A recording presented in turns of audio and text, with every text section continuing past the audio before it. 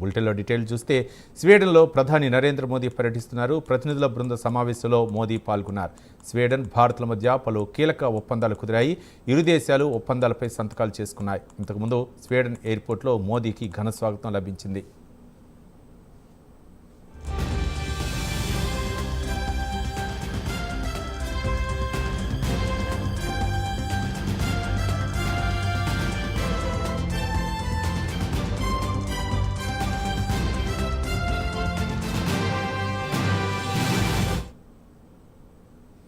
స్వీడన్లో ప్రధాని మోదీ పర్యటిస్తున్నారు. ప్రతినిధుల బృంద సమావేశంలో మోదీ పాల్గొన్నారు.